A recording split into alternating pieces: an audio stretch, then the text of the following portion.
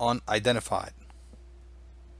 My Top UFO Cases by Hector V. Bello, March 2018. The 1952 Flatwoods UFO Incident, West Virginia, USA. This is also known as the Flatwoods Monster. In West Virginia folklore, the Flatwoods Monster, also known as the Braxton County Monster or the Phantom of the Flatwoods, is an entity reported to have been sighted in the town of Flatwoods in Braxton County, West Virginia, United States, in September 12th, 1952. Stories of the creature are an example of a purported close encounter of the third kind. The appearance. Various descriptions of the entity exist. Most describe it as being at least 7 feet tall, with a black body and a dark glowing face. Witnesses described the creature's head as elongated, shaped like a sideways diamond, and as having non-human eyes. A large circular cowl appeared behind the head. The creature's body was described as inhumanely shaped, clad in a dark, plated skirt-like exoskeleton, later described as a shadow. Some accounts record that the creature appeared to have no visible arms due to its incredible speed, while others reported long, stringy arms protruding from the front of its body with long claw-like fingers. The creature is referred to as the Lizard Monster on the March 10th, 2010 episode of Monster Quest. Some witnesses reported seeing a large pulsating red ball of light that hovered above or rested on the ground. Ufologists believe that it may have been a powered craft that the entity had piloted. The chronology for the events is as follows. At 10:15 p.m. on September 12th, 1952, two brothers, Edward and Fred May, and their friend Tommy Heyer, ages 13, 12, and 10 respectively, witnessed a bright object across the sky, coming to rest on land belonging to local farmer G. Bailey Fisher. Upon witnessing the object, the boys went to the home of the May brothers' mother, Kathleen May, where they told the story of having seen a UFO crash land in the hills. From there, Mrs. May accompanied the three boys, local children Neil Nunley, 14, and Ronnie Shaver, 10, and the 17-year-old West Virginia National Guardsman Eugene Lemon, all of whom traveled to the Fisher farm in an effort to locate whatever it was that the boys had seen. Lemon's dog ran ahead out of sight and suddenly began barking, and moments later ran back to the group with its tail between its legs. After traveling about 0.25 miles, the group reached the top of a hill, where they reportedly saw a large pulsating ball of fire about 50 feet to their right. They also detected a pungent mist that made their eyes and noses burn. Lemon then noticed two small lights over to the left of the object, underneath a nearby oak tree, and directed his flashlight toward them, revealing the creature, which May reported as bounding towards them. Other sources describe it as emitting a shrill hissing noise before gliding towards them, changing direction, and then heading off towards the red lights. At this point, the group fled in a panic. Upon returning home, Mrs. May contacted the local sheriff Robert Carr and Mr. A. Lee Stewart, co-owner of the Braxton Democrat, a local newspaper. Stewart conducted a number of interviews and returned to the site with Lemon later that night, where he reported that there was a sickening burnt metallic odor still prevailing. Sheriff Carr and his deputy Burnell Long searched the area separately but reported finding no trace of the encounter other than the smell. Early the next morning, Stewart visited the site of the encounter for a second time and discovered two elongated tracks in the mud, as well as traces of a thick black liquid.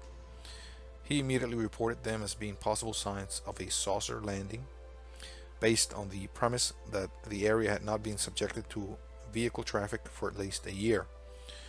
It was later revealed that the tracks were likely to have been those of a 1942 Chevrolet pickup truck driven by a local, Max Lockhart, who had gone to the site to look for the creature some hours prior to the Stewart's discovery. After the event, Mr. William and Donna Smith, investigators associated with Civilian Saucer Investigation, LA, obtained a number of accounts from witnesses who claimed to have experienced a similar or related phenomena. These accounts included the story of a mother and her 21-year-old daughter who claimed to have encountered a creature with the same appearance and odor a week prior to the September 12th incident.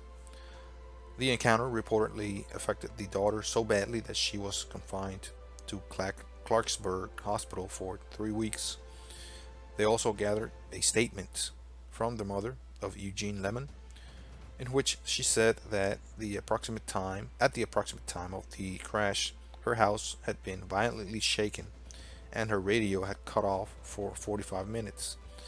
And a report from the director of the local board of education, in which he claimed to have seen a flying saucer taken off at 6:30 a.m. on September 13th, the morning after the creature was sighted. Sickness. After encountering the creature, several members of the September 12th group reported suffering from similar symptoms, which persisted for some time and which they attributed to having been exposed to the mist emitted by the creature. The symptoms included irritation of the nose and swelling of the throat. Lemon suffered from vomiting and convulsions throughout the night and had difficulties with his throat for several weeks afterward.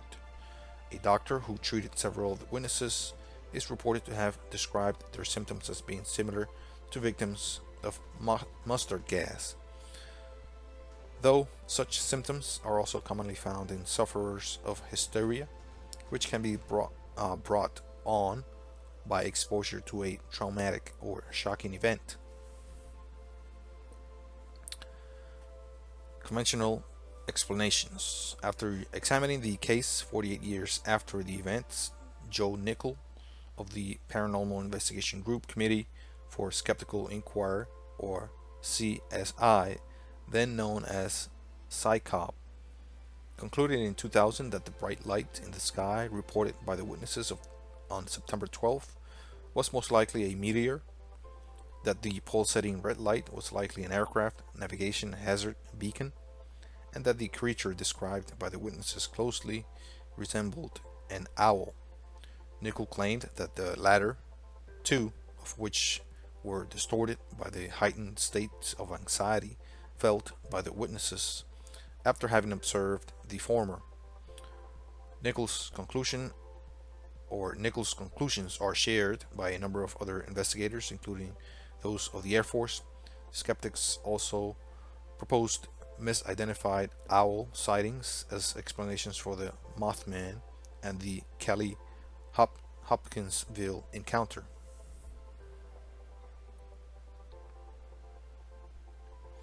The night of the 12th of September sighting, a meteor had been observed across 3 states, Maryland, Pennsylvania, and West Virginia, and had been mistakenly reported as a flaming aircraft crashing into the side of a hill at Elk River, approximately 11 miles or 18 kilometers southwest of the location of the Flatwoods sighting.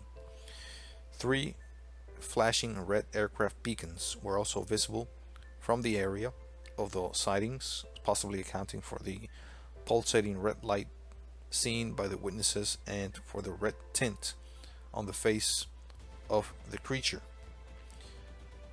Nickell concluded that the shape, movement, and sounds reported by the witnesses were also consistent with the silhouette flight pattern and call of a startled barn owl perched on a tree or a tree limb, leading researchers to conclude that foliage beneath the owl may have created the illusion of the lower portions of the creature described as being pleated green skirt.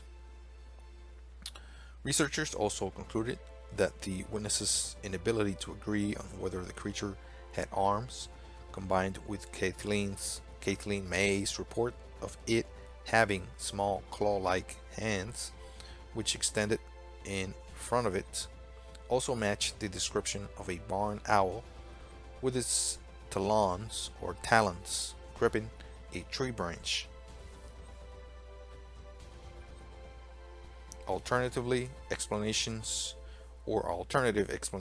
included those put forward by the local media that the September 12th group had witnessed the impact of a meteor which resulted in a man-shaped cloud of vapor, and those of Kathleen May and her sons recorded sometime after the incident that they had seen some kind of covert government aircraft. Some references in popular culture: the Flatwoods held an annual festival to celebrate the Green Monster. The 3 day festival included a weekend of live music, the Green Monster Museum, and trips to the site of the original sighting.